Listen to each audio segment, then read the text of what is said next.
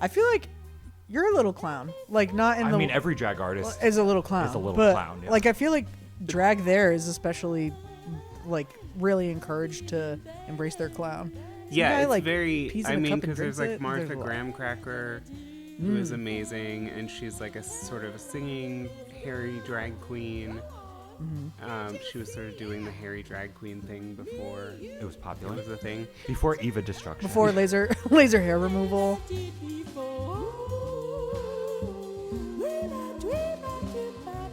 Well, hello. My name is Dr. Viola, joined by Koda Mihalba. with our special guest Jessye DeSilva. Thank you for being here. Thank you for having me. Love that. And Are your nails on before the end of the Your episode? nails. My nails today are inspired by our guest Jessye DeSilva's new album, Glitter in the Dark. Beautiful. How would Are you they describe cat them? eye? Like, are they the cat eye kind of like? They are some cheap press-ons I bought online, but they are glittery and smoky, and Yeah. they made me think of you when I was rifling through my box. And of you're sort nails. of like giving like kind of boho, like Stevie Nicks sort of vibes today. Thank you. The inspiration, because it was one of my Snatch Game character choices for a RuPaul audition last year. Really? Is Emily Murphy Yeah. as Alexis Rose from Schitt's Creek. That's perfect. Yeah, it is. It's giving Alexis Rose Yeah, for sure. fully. Like season 1 when she was like super into like the bohemian kind of. Yeah. So for a more informal, formal intro, Jessye DeSilva, singer, songwriter, performer. What else would you add to that list? I'm a teacher. I teach singing. What else? Singer, songwriter, performer, Stevie Nicks enthusiast. Little goth girl, witch, rock star. Yeah, pretty much. Stole that from a bio of yours I read online. Yeah. I was like, I love that. Yeah, I am kind of like, I've only started transitioning about 2 years ago. And so I transitioned like right around the like 90s nostalgia like comeback. And I am so here for it because I was like a little like tween, like I wanted so badly to be like a little goth girl. So now like my fantasy is like I'm going for like cross between Stevie Nicks and like Stockard Channing's character on Practical Magic. Oh, love. I don't know that. What she's You've one never of the seen ants. Practical Magic? Really? Let me add it to my list right now. Well, you need to because they're making a second one now. They're doing a sequel. Does it I didn't release know that. this year? No, I think maybe next year. Practical Magic. Yeah. It's like an iconic like 90s. I don't know. It was for me at least. I was practicing my viola in the 90s, Yeah. living in the A woods. different What were you queer doing? activity. I was listening to a lot of Tori Amos and angstily playing the piano and you know acting like I had something to be angry about in my room. Can you recreate the angsty piano playing for us? Move the cup. Yeah. Hey, 1 second. will move the fabulous. I mean, I don't know. IKEA Like it was mugs. just sort of like Get in it. Oh, Ooh, yes. you know, like a lot of this. You know, because Tori Amos also like has this like yeah, she flowy. like straddles her piano bench and everything.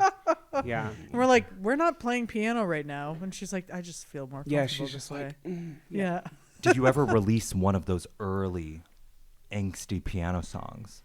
No, I mean I did. I debuted one of my first original song at my sophomore year talent show, and it was about this boy, and I thought that it was like the deepest thing ever. And my music teacher at the time used to like record the talent shows. Like he was like a recording engineer.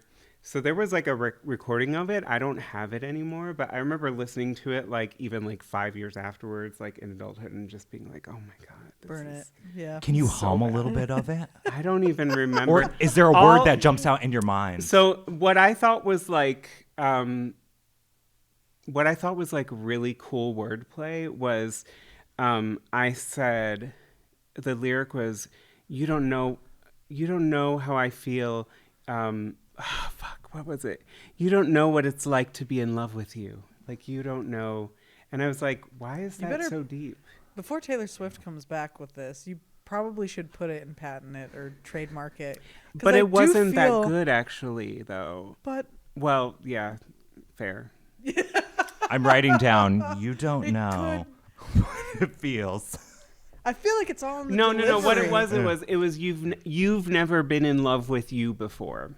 And I was like, ooh, that's so interesting. But for me, as a teenager with low self-esteem, would have resonated. Yes. Yeah, well. So, I mean, joke's on you. You should have launched it. I guess I knew my audience, yeah. Has that always been part of your creative process? Is the writing of the lyric comes first? How would you describe that?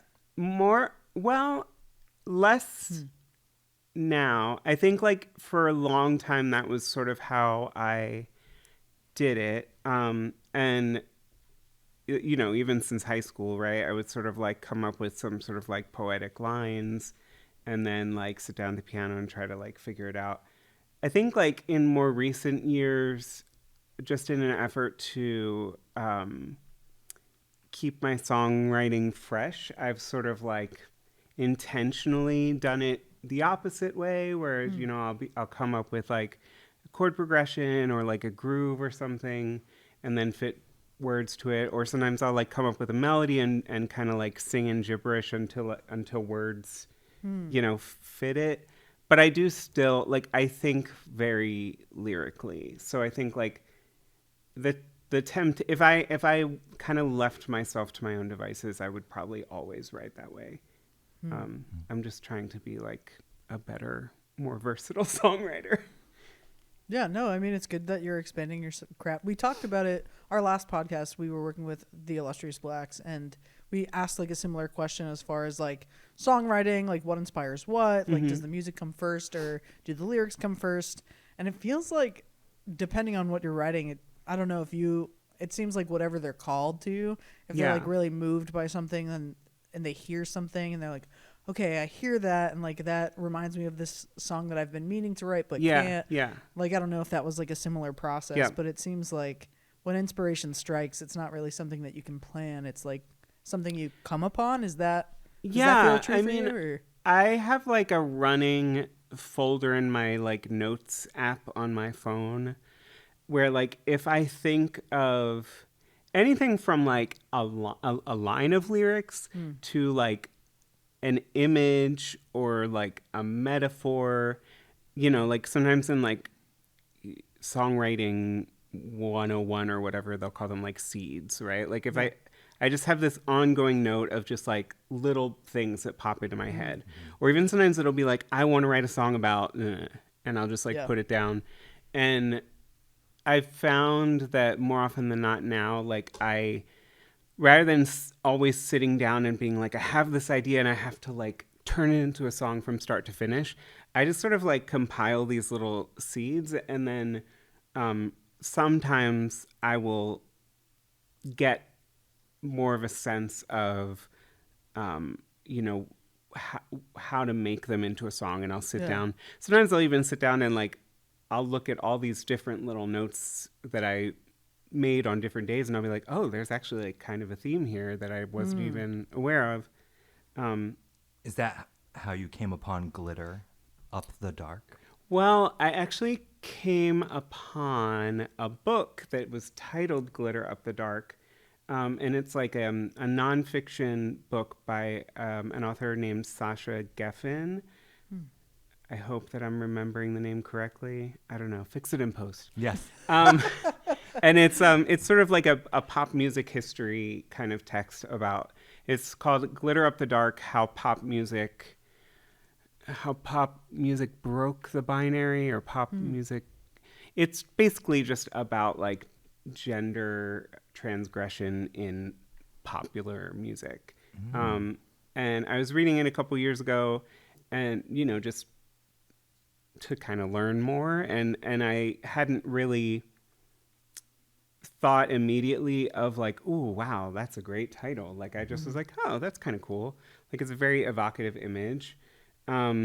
and then, a couple years after that, when I was writing what would become the title song, that image, it just kind of popped back into my brain, and I was like, oh my God, that is what we do. That's what like queer people and trans people do. It's, like we are surrounded by darkness oftentimes, especially now. And somehow we still manage to like glitter amidst it. Yeah. So I mean, it came from a book, and sort of roundabout way kind of like popped up as an inspiration. And as far as like because I wanted to like touch on the seedlings idea that you had there. Did you have like a through line for this most recent album that you recognized that the seedlings were starting to pile, and you're like, oh, this is something that's just like informing my life right now, or this is something that I just went through? Like, what themes are there? What seedlings did you plant? Well, so this album I did differently than I've ever really done before. The albums that I released prior to this, I would sort of just be writing songs, and eventually I would notice like, oh, I've got like 10 really good songs, and maybe they could be an album, and maybe, like, again, like in retrospect, I would like go back and look at all the songs and be like, oh, there is kind of a theme, because I was sort of processing this or going through this or whatever. But this one, I knew that I wanted to write broadly on the idea of queer and trans joy. I was spending a lot of time in 2023 in Nashville, collaborating with other artists, other queer artists, and I went to this thing called Americana Fest that year, which is like a big sort of singer-songwriter festival thing. And at the same time, there was a pretty now infamous drag ban sort of going through the Tennessee legislature at the time. And it was also like all over the country. There were, the Don't Say Gay bill, there were drag bans, there were bans on gender affirming care for minors, and just all of this really like hostile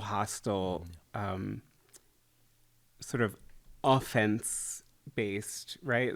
In the guise of like, oh, we're defending our children from so there was that sort of like just starting to boil up. And I kind of am always thinking ahead about like about my next album, but often times, like I said, I don't kind of like sit down and write the whole album. But I knew at the time that I wanted to kind of like find a way to respond to what was going on in a way that centered us and our community. And so I reached out to my friend Aaron Lee Tastian, who produced the record, about this. And I was like, would you want to work on this with me? And he was like, sure. Like, why don't we like co-write? Like, why don't we like actually like write the record? Which again was new for me. So that was like a totally different process from what I normally do. And I think, but beyond that, we didn't have any, it wasn't like, okay, there's going to be a song about this and a song about this and a song about this. It was just like, okay, this is a theme. Let's write and see what comes. And I don't know, I'm pretty proud of it. Yes. Yeah, I mean, rightfully so. Yes. I think there's a lot of, at least for me as another like queer trans person, I have been gravitating towards more queer media and like queer stories to remind myself that it isn't as lonely as it feels right now. Yeah. And I feel like that's really important that you're making music that's talking about our experience, because for so many queer people, the reason it takes them so long to find themselves is because they don't see it and they don't hear it. So the more people are just being honest with what their experience is, the better. But like fully acknowledging that it means that you not only have to be vulnerable as a songwriter, but then also like in this climate, Yeah. Like, I think that that's like the bravest thing that you can do is, one, be authentic, and then two, do it while other people are being assholes. Yeah. Yeah. I mean, for one, I'm not like famous, so it's not like of course, whenever you release something, you're like, I hope it gets attention. Yeah. But it's not like I'm like under some kind of like microscope where I'm already attracting a lot of attention. Which isn't to say that I would. I was gonna say, you have a pretty good following though. Like, I find that And people Boston are, Globe just wrote about you. people are noticing, like, and I think that can't be discounted too. Is that, like, these are topics that people are hearing about, but they don't have like the humanity behind it. Like, that we are normal people that hurt, that love, that feel like everyone else. And listening to your music, you don't necessarily have to be queer, but to then know that this is coming from like a queer trans perspective, it's like, I didn't realize how much that story could resonate, and I have empathy for that position now. So I think, like, I just wanted to give like a little bit, just hearing you talk about it, I was like, this is so important, because it takes young people being able to hear it, old people being able to hear it. So, like, hearing that you're embracing trans stories and like the trans existence and queer existence in the album is really exciting, and I think people are noticing too. I hope so. Yeah. I mean, I if anything, I hope that like trans people and queer people are noticing, because that's what, I'm sort of like over the idea of like trying to release music and saying like it's universal. I want anyone, because at the end of the day, like the music that I grew up with that affected me so deeply was mostly by like heterosexual cis women. Yeah. Right. And yet I saw myself in those experiences. Right. And, my thing, and what I think I've like seen when I play shows and when I do, like little tours and stuff, is that like the trans experience is universal because it's a human experience. Right. And because, like you said, like, we go through, everyone goes through crises of identity and feelings of isolation. And, I have this old song that I wrote and released, I guess in like in 2021. 5 years ago now. Called Queen of the Backyard. And it's sort of about like, I wrote it about like trying to reconnect with what it felt like to be a queer child before I knew that that I was weird, right? Like when I was still an only child, before I was necessarily even in kindergarten, like when I was just running around my parents' backyard, pretending to be a witch, cackling with a blanket and like casting spells and shit, like before, even my parents started to be concerned, right? And they're like, why don't you try being a wizard? And you're like, I'm very clearly they didn't want they didn't want either of that, because my dad was a Baptist minister and this was during the Satanic Panic. So they were alarmed on many levels.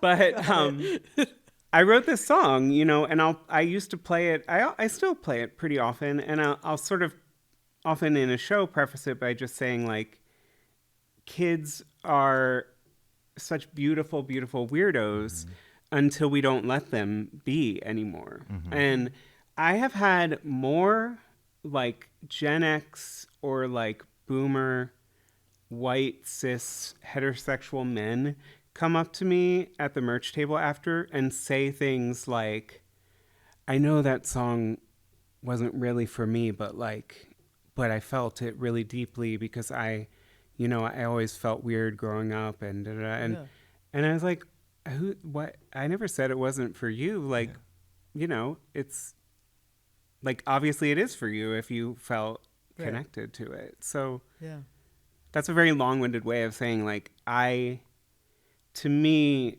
centering queerness and trans identity in my work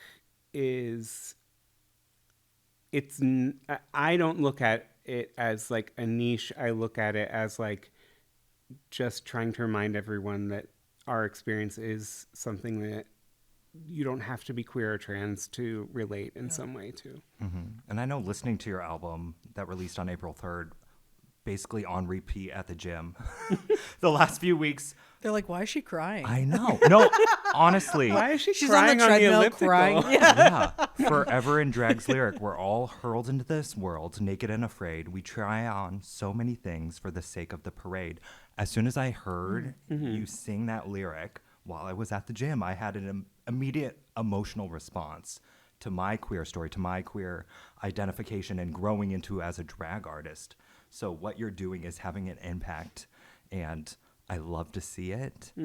And the fact that you touched on Nashville a little bit too, around 2023, I was also there around where those drag bands starting a classical music festival that was increasingly becoming less relevant to my wants and desires as a queer individual, like the classical world versus like my queerness and identity. And that's when I really gravitated more towards drag and wanting to like uplift the queer community in this time when we're hearing this loud oppositional force. Yeah. Is that how it was for you too, being surrounded, you said, by that? Yeah, well, I mean, even in that year, I was accepted as like an official showcasing artist.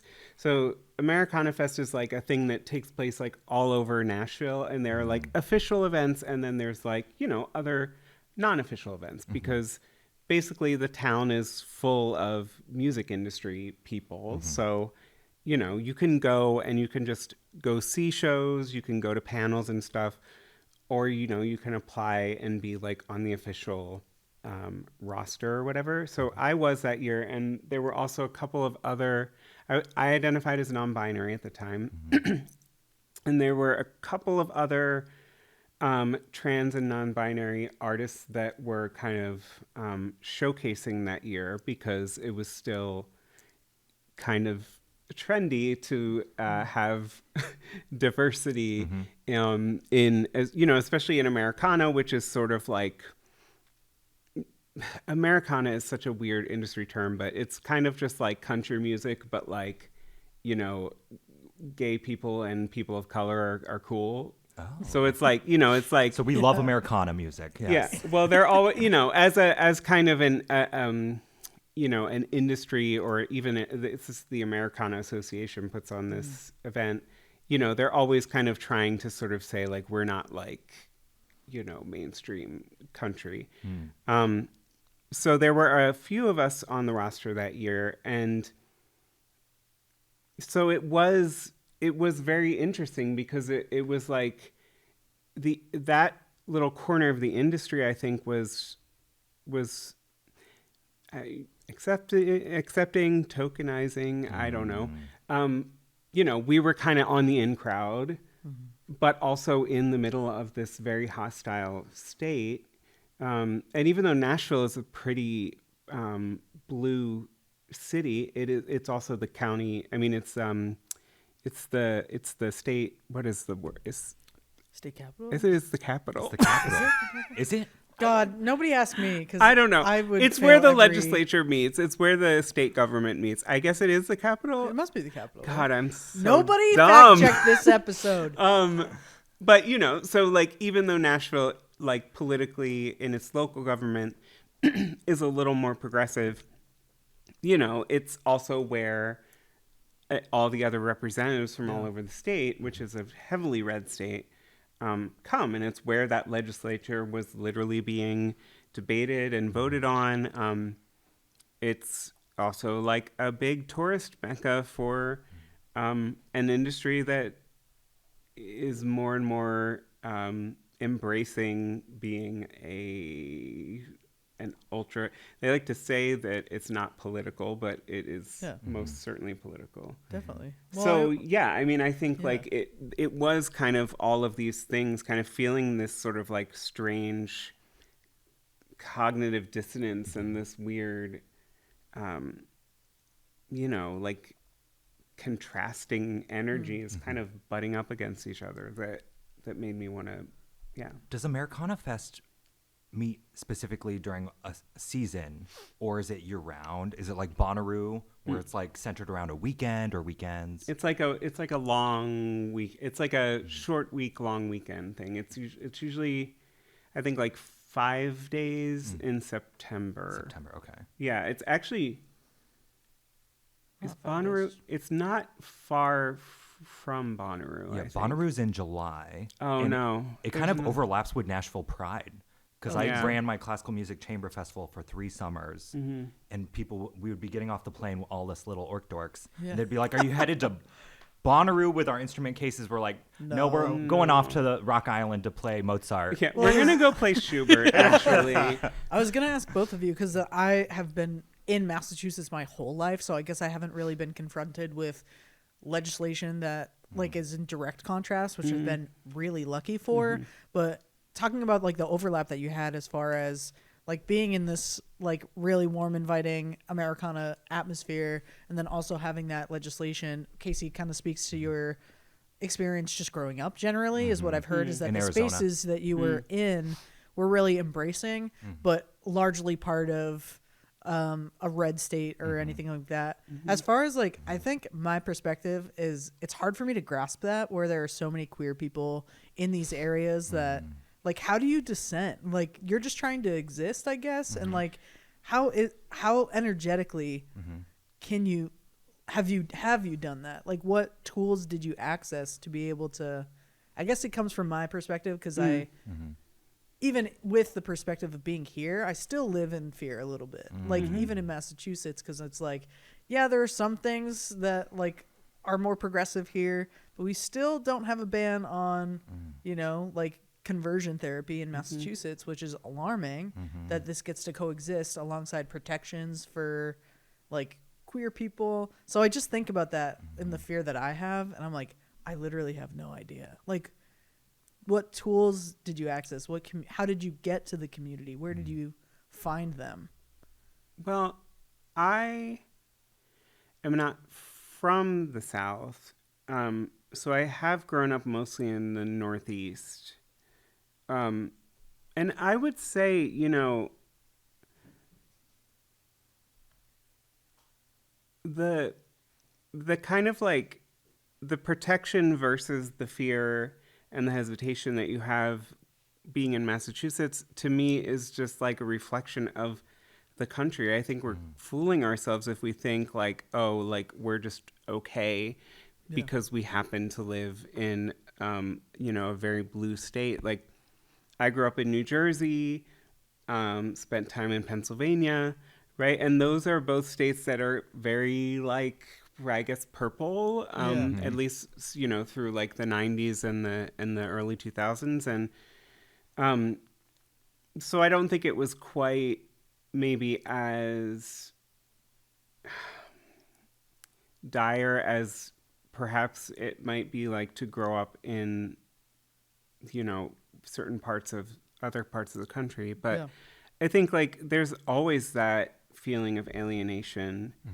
I will say like one thing that I've experienced in like touring the South is, you know, that queer community exists everywhere. And in some ways, like my very limited experience, the queer community that I have interacted with in a particularly hostile places, I feel to be much stronger than what I've found in, you know, like big cities like Boston and Philly and New York.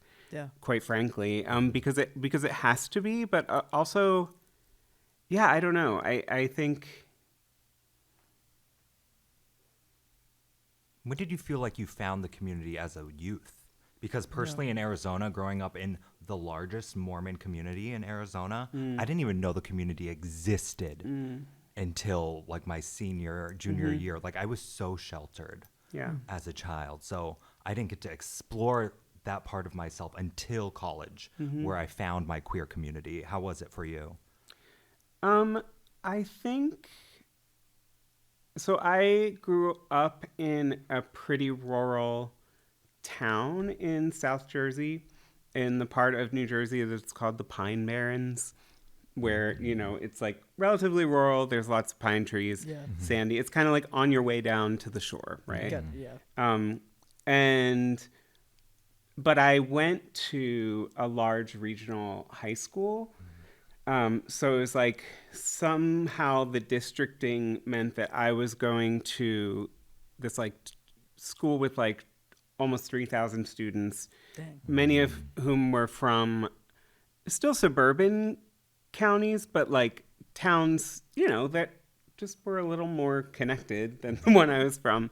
So, you know, in high school, I remember through like choir and band and drama club and art classes. Yeah. I was like, oh my God, there are gay people. Like not many out. Like this was like the late 90s. How many were out at your high school in that choir program? Like 2. Yeah. Mine had 1, so I wasn't going to come out. And of course, one of them was the boy that I wrote that ill-fated song about, because when there's one gay kid, that you is know, your option. You're like, hey. But then, you know, I kind of like, me and a group of friends started the first gay straight alliance at that high school. Nice. That's a hot topic here at Masc for Mascara. Is it? GSAs, because the local high school across the street does not currently have one. And I like... They don't currently have, or they won't allow it? We will find out, because the principal is coming on the pod. Oh. Yeah.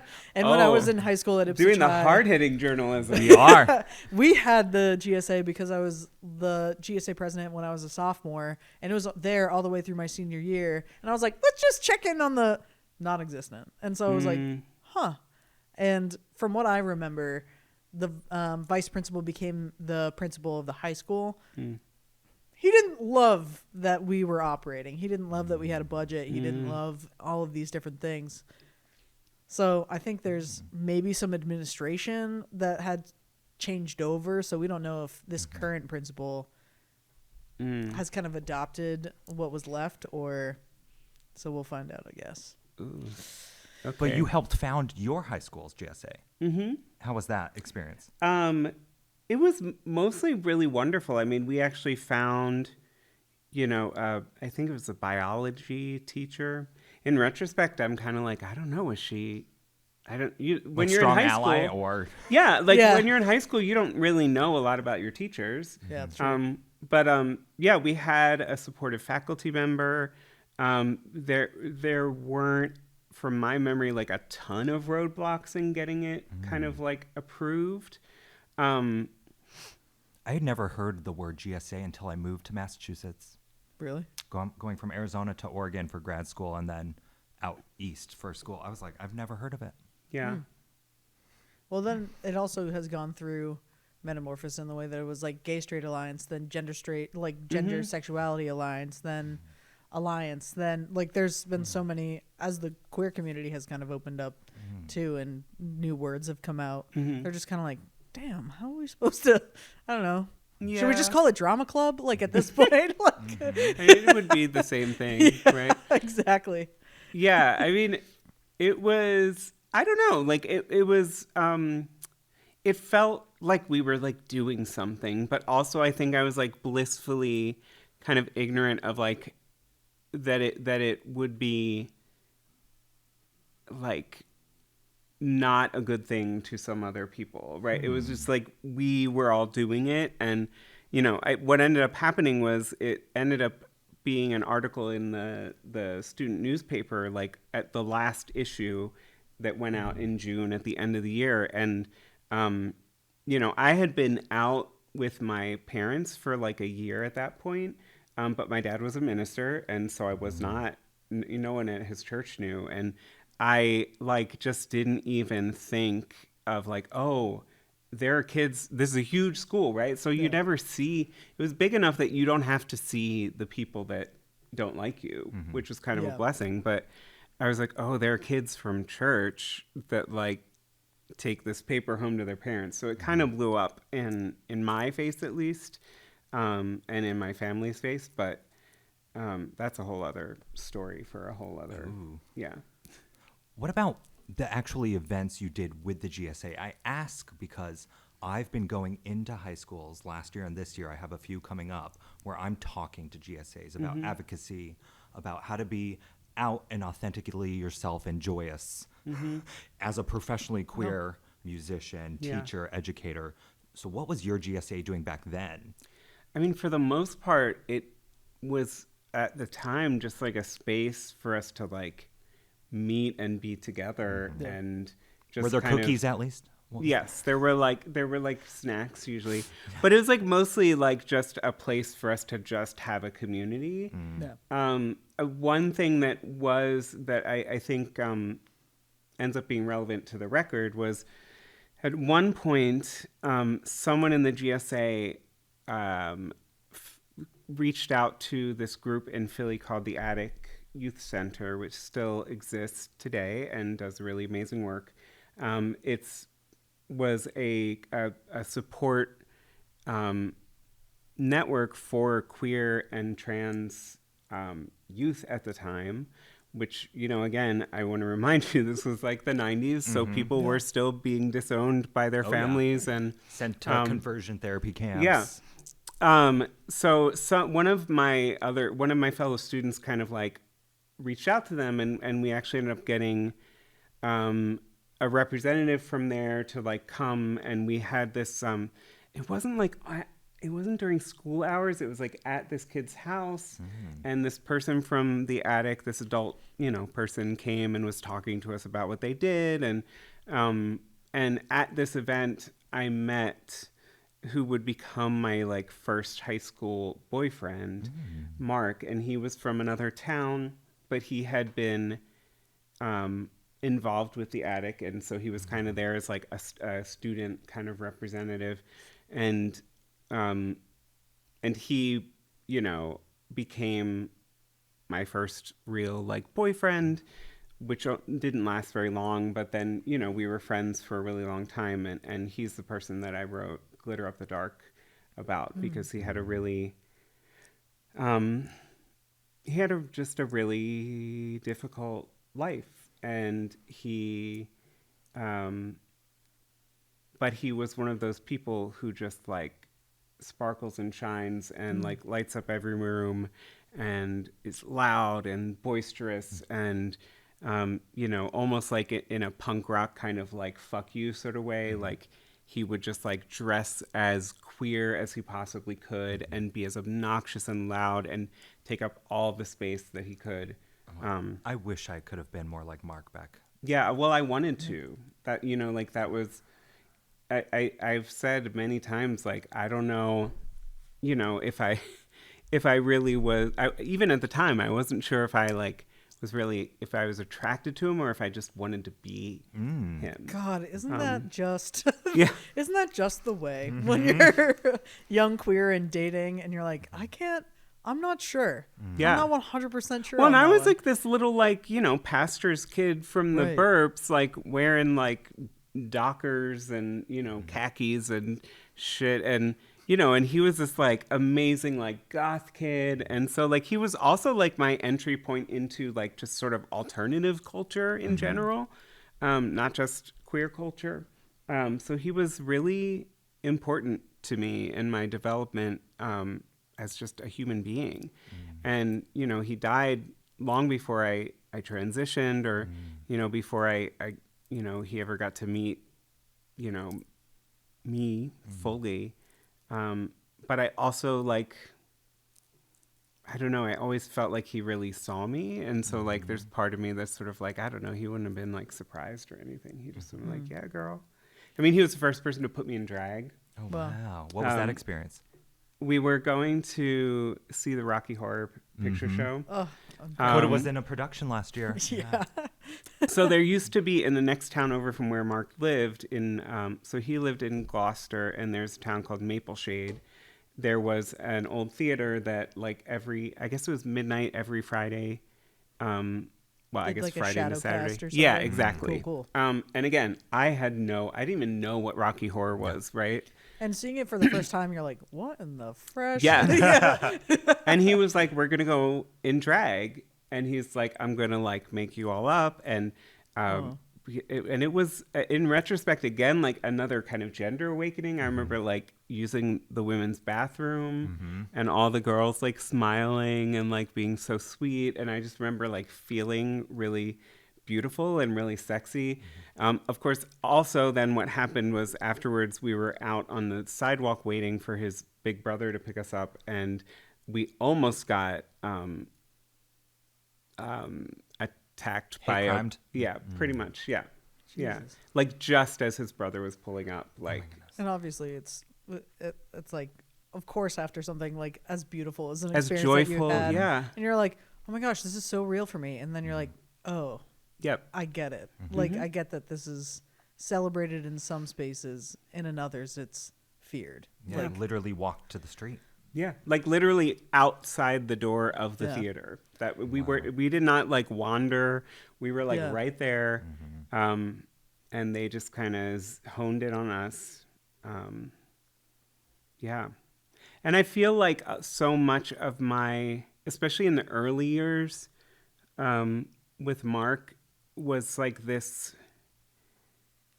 experiences like that where it would be like seeing, like, again, like glittering up the dark, like seeing, you know, this joy and this beauty and this freedom, but then like immediately being reminded like, oh, that's dangerous. Are there other situations in your life where you've felt that? Because I could definitely relate, like being up in the club in the dark, in the back room, in the basement, and then you go to the street and get hate crimed. Yeah. I mean, I think it's hard for me to think of specific instances, but I mean, I think I still have those. I have days where I feel like that, right? Yeah. Like, and especially in, you know, the first few months of my kind of like openly presenting as female, like I would have these almost every day where I would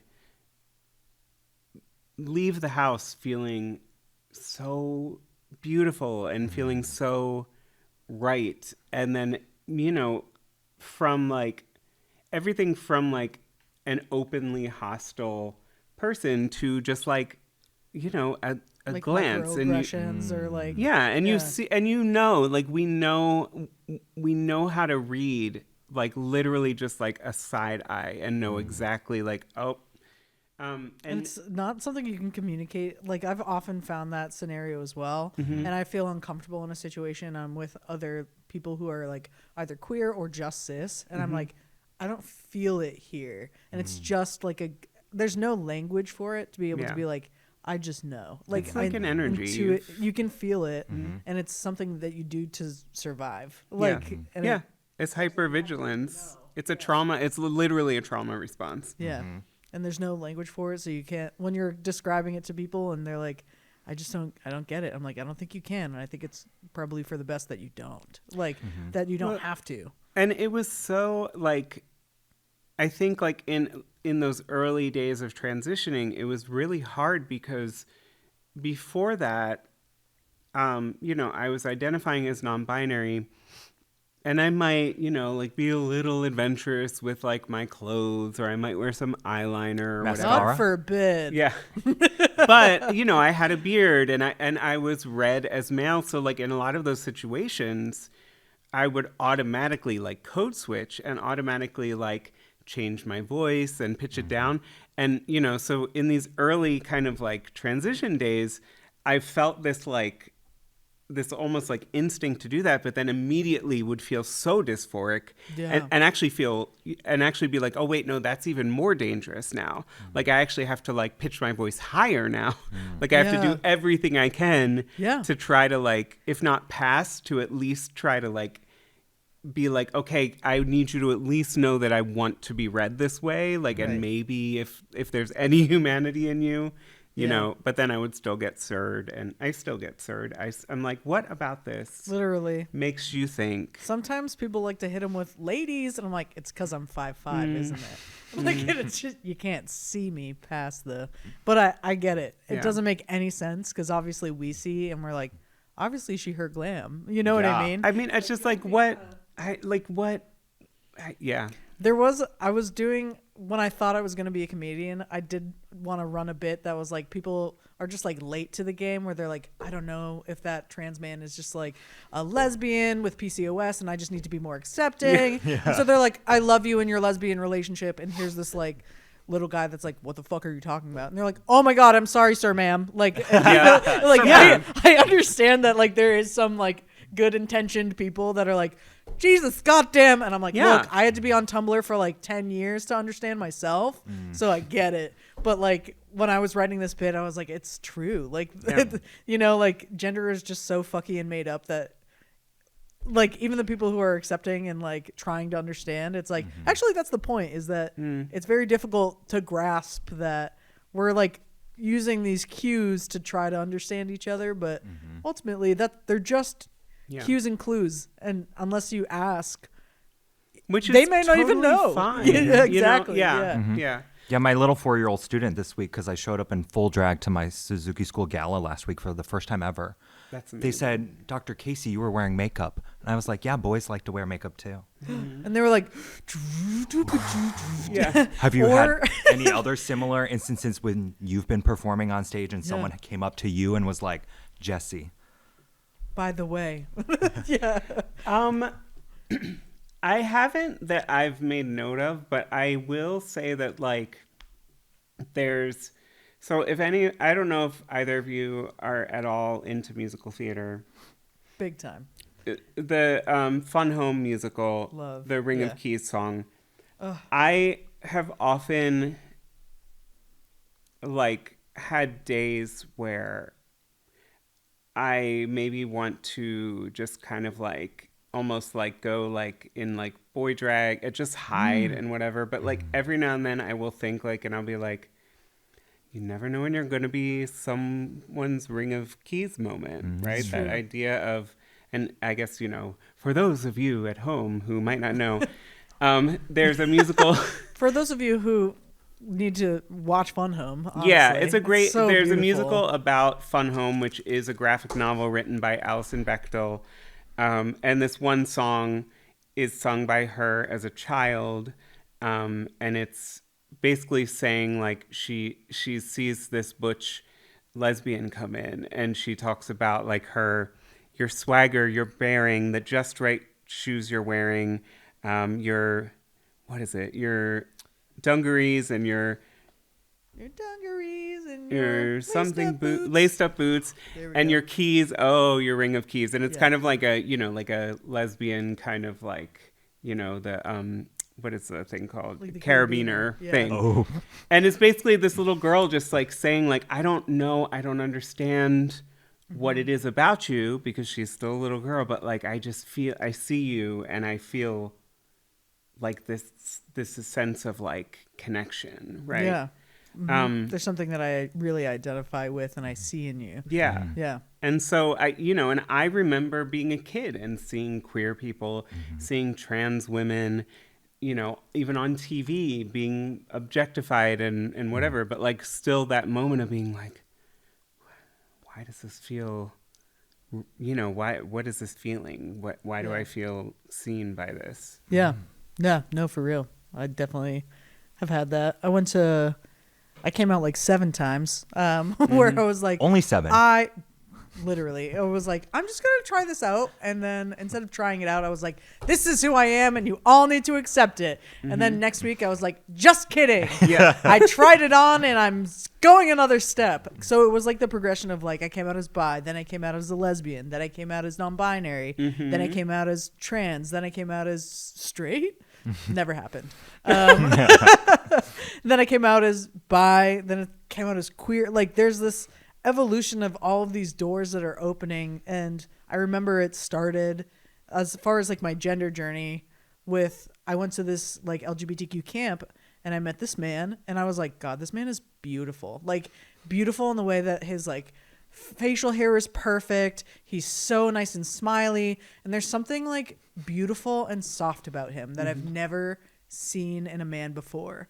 And I was like, just listening to him talk, he was also on the shorter side. And I was like, there's something that I just, I feel. And then he started talking about how he's trans. And I was like, I didn't know that was an option. Like, I really resonate with that as far as like seeing that possibility on the days when you're like, today I don't have it in me for like another glance or another comment or another she, her, another sir. Like, I just don't have it in me today.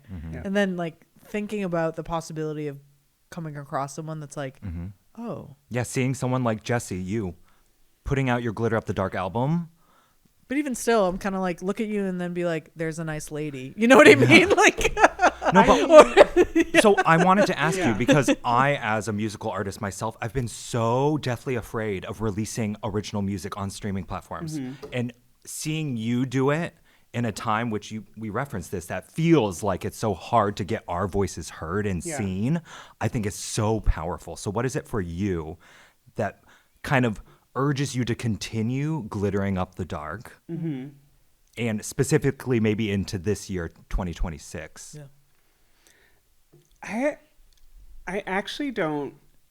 This is like a really hard question, because it's one of those things where like, I think that, okay, I think I have it. Okay.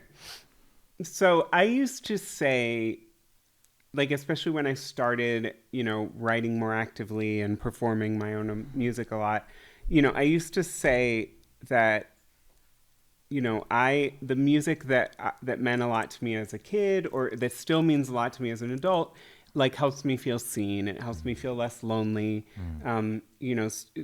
People sharing their heartache and their joy and whatever, it just, the music kind of like has this magical empathy to it, right? And I used to always say, like, that's what I want to do, right? Like, if I play a show and even if there's like two people there, like maybe one of them will feel less alone. And I still want to do that, but I think I realized last year was a really tricky year for me. I didn't do a lot of performing. I backed out of a tour that I was going to do. I didn't release this album even though it was ready last year. And I think what I realized when I started kind of like playing shows again was that it wasn't just about like helping other people feel seen. It was that when I step up on a stage in a room of people who are there to listen and to experience music with me, like, I feel seen. And I, not only do I feel seen, but I also feel like I see myself most fully. And so I've started to kind of like embrace that a little more, even though it feels like a little like self-centered to me, because I think I always struggle with like not wanting to be like, like every other musician, I'm just looking for validation, like I just want people to tell me I'm good. And I do think that that's part of it. I think that that's just human. But I think like, especially after kind of like withdrawing and stepping back because I needed to, I think after a while I started to realize like, man, like not going out and making music is actually making me worse, right? And so when I did sort of my first show where I was like, debuting new songs and stuff in front of an audience, like it really hit me that, it's also, it isn't necessarily just about validation, it's about feeling seen. And I think that, like we've been talking about, that power of that goes both ways, right? Like it's like, oh, I feel seen, this is empowering to me. And also by being visible and being seen, like that can also, you never know what that's going to mean. So I think like that is kind of just what I'm continuing with, because I think that we see each other through music. We see like, again, like it teaches us how to empathize, because we'll listen to a song and we might have no idea what it's about. It might be about some experience that we've never had, but something about the lyric and the imagery in the lyric and the sound of the chord played against the melody, something evokes something for us, right? And then we feel like we're then sharing something of that experience with the person making the music. And I just never want to stop doing that. Yeah, and please don't stop, because I related to everything you just said as a performer and a musician myself, and to see you doing it helps feed my energy and makes me feel more confident as my queer artist self for putting my art out there too. So yes, It makes me yearn for like a queer music festival in the North Shore. Like I'm like, we should be in the woods. Like we should be in the woods first of all,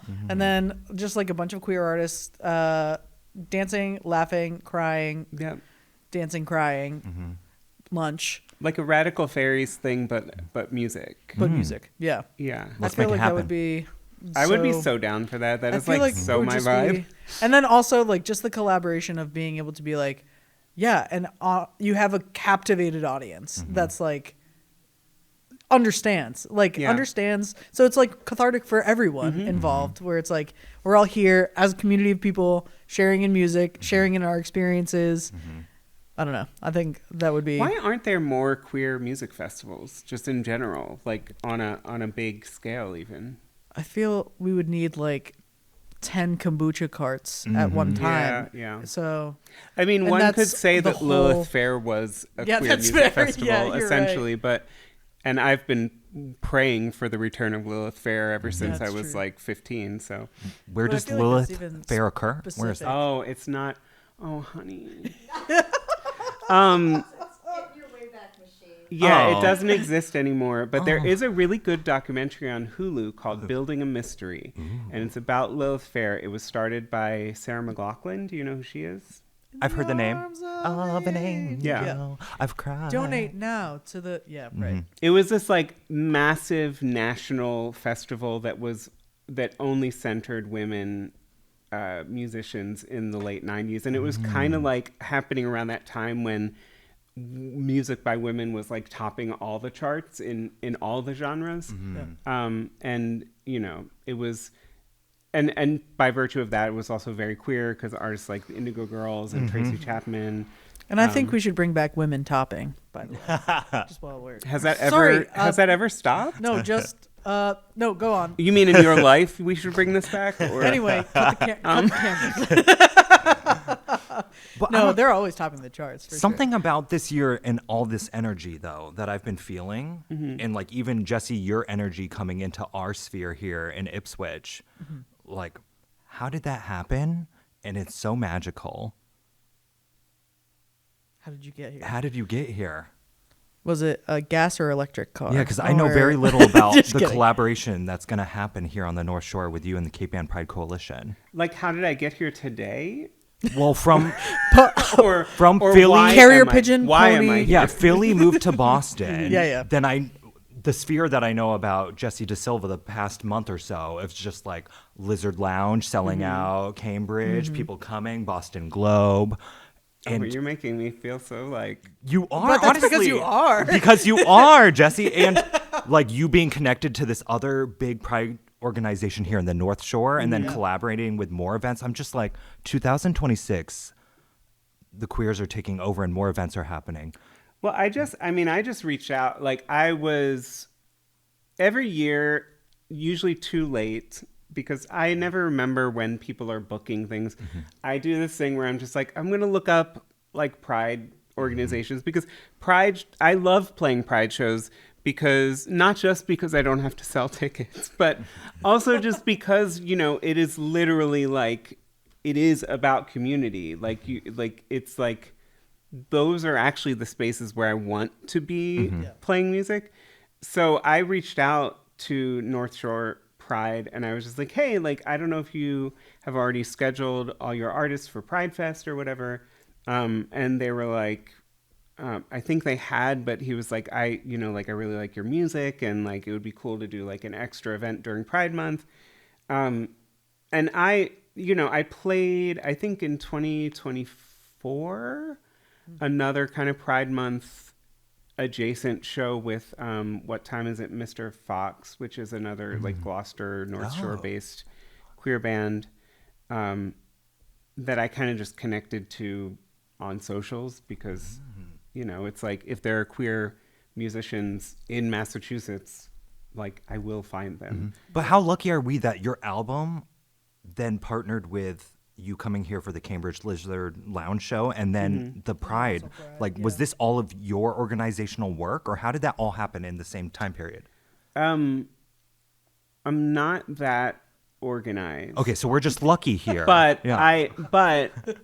I think like at the last minute I did try to be so like I did decide when I was figuring out when I was going to release the album that I wanted to release it the week of Trans Day of Visibility, which is honestly like the only reason why I released an album in the middle of the semester when I'm still teaching, which is kind of insane. And then, you know, because it was coming out in the spring, I was like, okay, like maybe Pride Fest will want to book me because I'll be like, I just released this album about queer joy.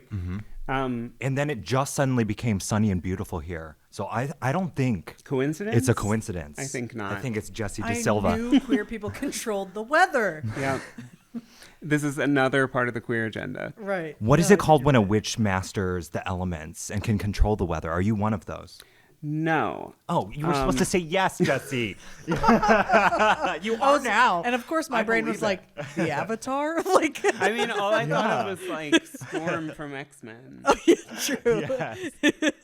But like, yeah, I don't know. I guess a weather witch, is that a thing? Yeah, you are a weather witch. I see it. Yeah. I experienced it. And it's I because don't I'm- know where these abilities were hiding all through my seasonal depression during the winter, but It's never too late to develop new That was skills. probably the most transphobic thing you've done. yeah, was winter. Was winter. Was Yeah. just make winter happen. This is actually this arrangement here is actually a roast, and we're here to talk to Great. you about inventing winter, and also having it come back every year. every year and not stopping it. right? Wait, so where do you teach then currently? Yeah, actually, I that's what teach at the Boston Conservatory You at do. Berklee. Yes. And what does that look like as far as teaching? Like, what are your classes structured around? Or Well, I teach voice mostly, so I teach private lessons specifically for musical theater students because I you specialize taking- more in like contemporary stuff, even though I do come from the classical world. do you take outside clients? Oh, do you ever? I do every now and then. I haven't. So hear me out. I'm just kidding. I mean, Are you looking to go back to school? Yeah. oh yeah, definitely. Join the studio of Jessye DeSilva. Yeah. Oh. I would, but I'll let you finish. Sorry, I just got excited because I love voice teachers and Yeah. like pedagogy work and And Yeah. especially from the perspective of queer trans people. I have a lot of questions. Oh, in well, we that could talk. specifically. Yeah. I mean, I also teach. In the last couple of years, they started an MFA at BOCO, which is what we Yeah, call Boko. Boston Conservatory. That's like an MFA in musical theater vocal pedagogy. So it's, Wow. I think, one of the only ones in the country that is not like sure. classically focused. So I teach a course in like commercial, like pop rock approaches to vocal pedagogy. Because that's, I guess, kind of my thing. But of course, there's always gender stuff in it. Yeah. Yeah, for sure. When you're a voice teacher and you are trans, somehow you become an expert on trans voice, even if that is Right. not the thing that Exactly. you've No, it's researched. true. So, How many of the students in your studio are trans? Yeah. I don't. I mean, of course, it fluctuates. I haven't had as many trans students in the past like 2 or so years, but I always get, a non-binary student or so. Like, oftentimes they kind of find me, like if they're in the program, yeah. I mean, because I'm like to my knowledge, I'm the only openly trans faculty member, at least in the voice department. Yeah. But yeah, I mean, I think my whole thing about vocal pedagogy, which not to like get in a whole rabbit No, but I hole, would love to. but Like, I think that the false binaries that we create when we talk about voices, about like, and a lot of them are kind of classical. They come from a classical idea of like, this is what happens to the male voice. and this is what the female voice does. And I remember even in high school, like doing like all-state chorus and stuff. Yeah. All-state wouldn't allow girls to sing tenor because it was was bad for their voice furious. to sing tenor. I'm like, I was an alto 2-3, and I was like, hey, let's call it what it is. Like, this is a tenor. yeah. Like, So, I mean, I think that those things don't just harm trans and trans folks and gender non-conforming folks who want to sing. I think that they're harmful to cis folks too, because everyone's voice is incredibly unique, and you can always find some part of your voice that doesn't fit like what this imaginary standard is supposed to be. It's true. So my whole thing is like decoupling what I think are false binaries about what physiologically the voice is capable of, just for everyone. Because I just think, quite frankly, I think when we like as voice teachers rely on like, well, let me go back to my textbook. This is what the male voice should do, and this is where the passaggio for the, like, to me, that's kind of lazy teaching, because Super. you know, you're not actually looking at the person in front of you and listening to the voice in front of you and actually trying to like figure out what that voice can and wants to do.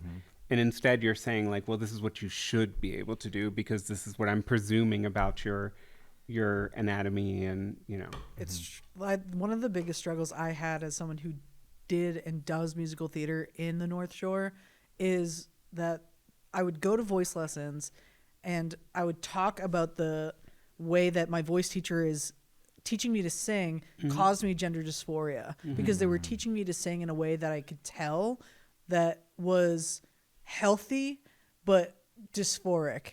It was like healthy singing. and what is healthy? In a way that's like non-strenuous. And I was like, I understand the shapes that I'm supposed to be making, but what you're saying to me, I have already learned or like unlearned.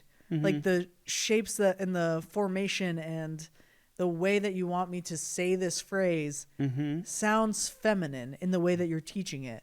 And I can't do it. Like, so we have to find another way. Yeah. And it was more their limitation of like, I don't know how to help you as like a trans vocalist who I went through like choral programs. So I had like strong foundations, a strong diaphragm, a strong solid understanding of music. And then I was hitting a bar as a performer and a vocalist because they were incredible. I went to this vocal coach. She was incredible. She's pumping out stars. They're hitting Broadway. And there wasn't anything I could learn because of how my voice works. And it was just their understanding of gender, presentation, form. Like, it was so strange. I was like, But like, how do think you... of, I mean, maybe less so in musical theater and definitely less so in opera. But in general, if you look at like singers, like look at all the singers who, to my knowledge, are cisgender, whose voices defy gender. Like I brought up the Indigo Girls earlier. Tracy Chapman. That was Tracy definitely one that I Chapman. was like, what? Amy Ray from the Indigo Girls. I remember true. when I was a teenager and I heard them, I was like, she's like a baritone. Like she sounds like a rock, like a guy kind of rock singer. Yeah. Like, you know, Prince, Maxwell, like Michael Jackson. I mean, even folks like Tina Turner, who is like, you know, it might not be a range thing, but they're making sounds that are not deemed like feminine, right? Yeah. Yep. And so to me, I'm just sort of like, well, we wouldn't have any of those people if they went to a voice teacher at a certain point, because that voice teacher would be like, this is wrong. Right. And to me, I'm like, that should change. Like, we should have voice teachers who know what they're talking about, Right.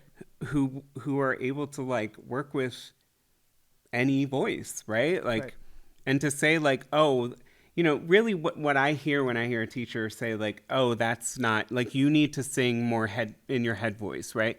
Is that there's literally saying not just like, oh, I don't get your gender, but also like, your voice versus how I'm seeing you just doesn't compute, and I don't know what to do with it. That or So- it's not Broadwayable, like in the way that Yeah. it's like everyone or poppable in the way that like pop stars right now, I think have like a certain technique or structure or things that make them more radio ready in the way that I like don't identify with or Yeah. like can't sing in the same way that they would, obviously. Well, I mean, but then we get to talk about like the commercialization of Right, art exactly. and Yeah. white supremacy in capitalist society. Right. Like, yeah, I mean, Which is on the next TED Talk. Though. Yeah. Right. I know. But I'm thrilled to hear it because I think that I wasn't aware that spaces that you have even exist as far as my best friend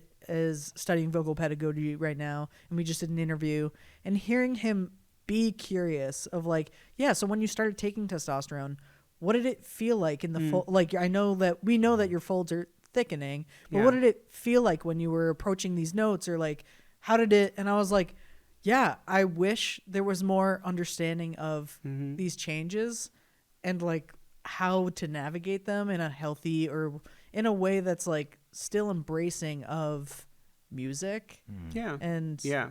I'm just glad to hear that like vocal pedagogy is especially coming from this perspective. Yeah. I mean, yeah. I mean, there's always going to be people. They might not be like the mainstream loudest voices, Yeah. but you know, it's like queer and trans people are everywhere, including in academia and music, and But especially Boko. Like I've noticed that Boko pumps out like a lot of my friends that I've performed with are from Boko, and I was Yeah. like, damn, they pump out stars. Yeah, and they got some Broadway people. They really Yeah. do.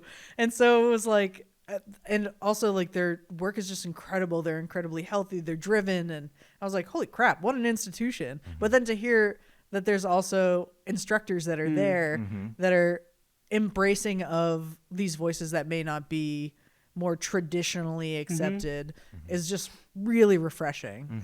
It's really nice. Yeah, someone who got their doctorate in very classical traditional viola performance, and I went for these higher ed jobs that you have, Jessye.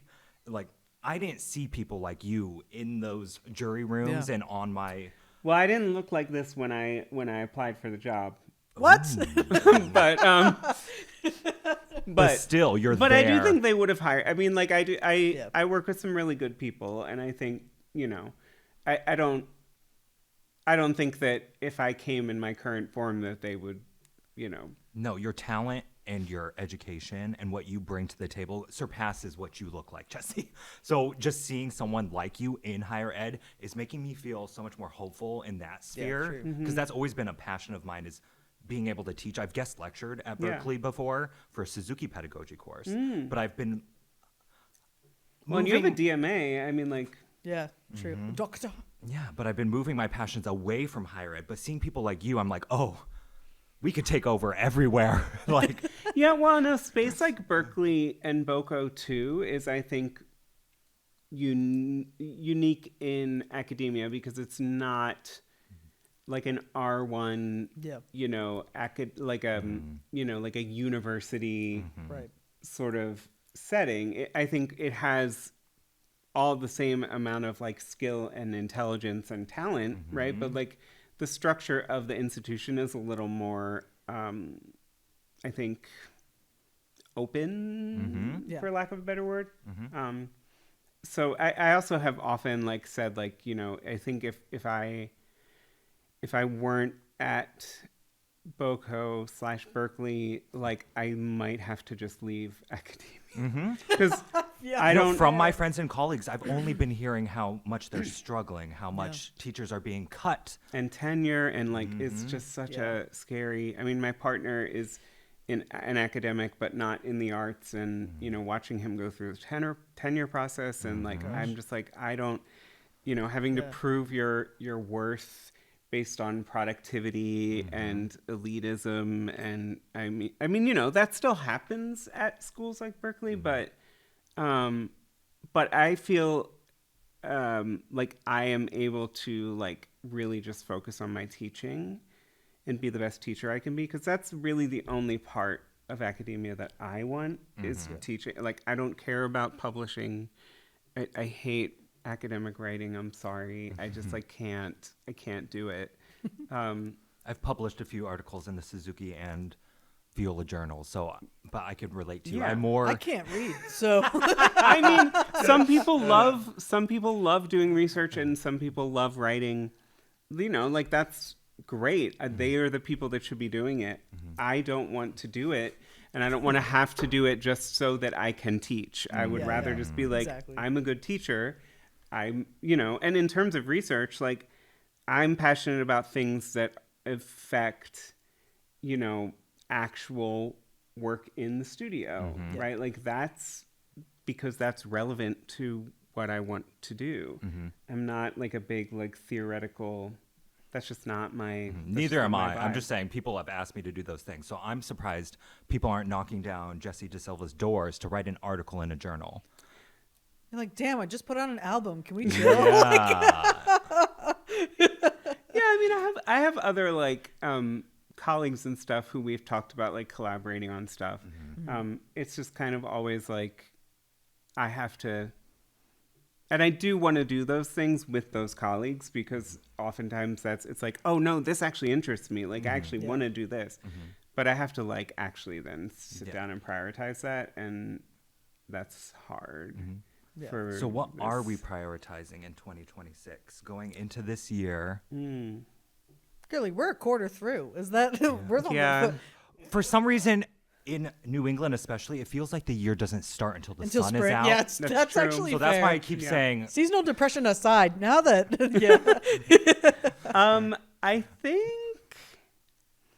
I think more. Gosh, this is such. Why are these more like, of this, please. Whatever this is. I mean, that's true. Yeah. yeah, like more joy, more community, more like pleasure. Like my I've decided I'm not very good at tarot. I did not pull this card. I've just decided that my card for this year is the Empress.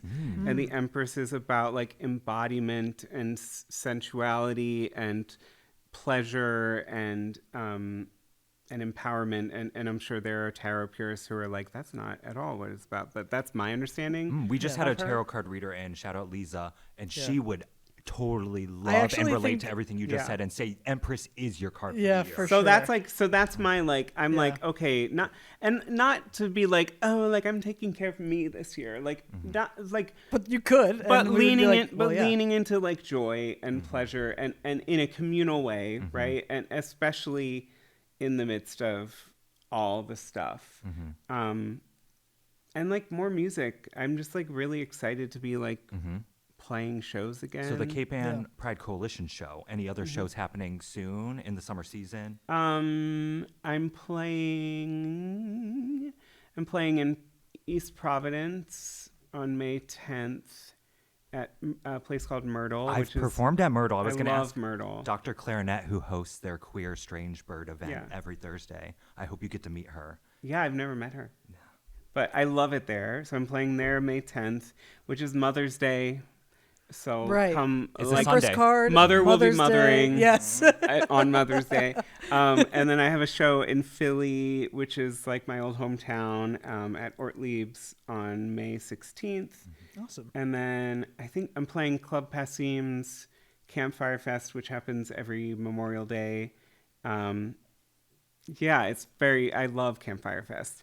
I'm playing there, I think the last night on Memorial Day at 8 p.m. And I'm doing like I've got a couple friends playing strings with me. So I'm doing like a little, like, not like a band, but not like a, and actually it's, I have 2 Adams and 1 Eve playing. So I think we're calling it Jessye and the Garden of Eden. Just because, so yeah, so I'll be doing, and I'm probably going to do some new stuff because Campfire Fest is a great kind of space to just kind of like try out some new sets. And I'm playing Hopkinton Pride on June 20th. Damn, she's booked and busy. Is there any other events you're collaborating with Cape Ann Pride, or is it just the one? It's just the one to my knowledge. I mean, I'm always open to collaborate on more, but yeah, I love Cape Ann. It's beautiful. I did like a songwriting competition right before the pandemic, and that was like my last performance in February of 2020 in Gloucester, and I won. Of course you did. Art is not a competition. I think that's bullshit, but I did win. So I really love the North Shore. It's really beautiful, and it's a really interesting community. Well, I know the queer community here is ready for you. Yeah. And Yeah. I'm personally just so excited to see the magic, the witchcraft, the heavenly voice that is Jessye DeSilva in person, because I've been, like I said, I've been soaking it up for the past few weeks, and I'm like, I can't wait to cry and to smile and to dance with you. Yeah, I'm the only bitch who's like, I'm releasing an album about joy, and now you're going to cry about it. Yeah. But, you know. But I can't wait to experience all the emotions. Yeah. Yeah. I've intentionally not listened because I do like to hear music live because I feel it more, and like I kind of revel in other people knowing the words, or like we're all like there together, and it's my first experience. I love live music. So you and the Illustrious Blacks, I specifically did not listen to any music because I was like, okay, I have the ability. I know, turbulence. I have the ability to hear you guys live, so I'm savoring it and I'm saving it. So like meeting. Well, you, I will have merch, so you know you can always buy Amazing. a vinyl or something if you like what you hear. Unfortunately, I will buy a T-shirt for almost everything that I do, including going to Market I've got new Basket. T-shirts too. Damn it. Well, I'm gonna participate, but that's why I'm just excited to be like a part of it, and having met you first and then getting to share in your music feels really special. It feels like, oh, I get to go hear my friend like perform Yeah. music, and then I'm like, I feel inside of this. Like I feel inside of this experience, and people are like, you're sobbing, but you know she hasn't even started playing. Yeah, I'm like, that's I'm gonna just be really me happy too. to be here. It's amazing. Yeah. So I'm just like so grateful that you even came on and like shared with us all of your background. Like I would love to geek out about pedagogy another time, but I Yeah. think people would start like tuning out and being like, okay, well, Yeah. we're Well, not- we we're should not just doing like get coffee and chit chat about I would that. love Let's do it. to. I want to come too. Yeah, Yeah. come Yeah. over to my Let's do house. it. I'm down the street. that. Right. And it was We'll talk just- pedagogy and it's just have a so witch thrilling seance. to hear like, and it's also like really inspiring because I'm also like an artist and musician, and being able to be like, actually, yeah, fuck it, like we should be making music and building community, and there will be someone that listens and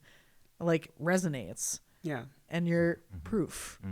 And I think that's just fucking awesome. So thank you. Yes, thank Thank you. you. Where can we follow you across all socials? Jessye with a Y, Jessye. Yes. Because I had to be weird. I saw that spelling because I used to be an opera singer, and there's a very famous opera singer named Jessie Norman, and that's how she spells her name. And I was like, way. I like that. Taking it. Gone. You know, I get to choose my name, so It's true. I'm going to choose it. So I am Jessye D Music at Instagram, Threads. What else? I closed my TikTok because I got scared. So valid. Meanwhile, we just opened one today. Oh, Blue Sky. I'm on Blue Sky. Love. Okay. And you know, I'm on all the like streaming, Yes. all the evil streaming platforms. Yay. But you know what? Like they're evil and they don't give me any money, but also like the music industry cares what my numbers are. So, you know, like maybe like buy my album on Bandcamp and then go stream it like 500 times on Spotify. Yes. Leave it on silent while I sleep. That's what I'm going to do. Glitter up the dark. Literally. Yes. Well, it's been a pleasure having you, Jessye. Thanks. It's been Thank lovely. you. It's been nice having you on Masc for Mascara. I know Koda and I have been looking forward to having you, and it's been so magical. So thank you for being here. Thanks for having me. Appreciate it.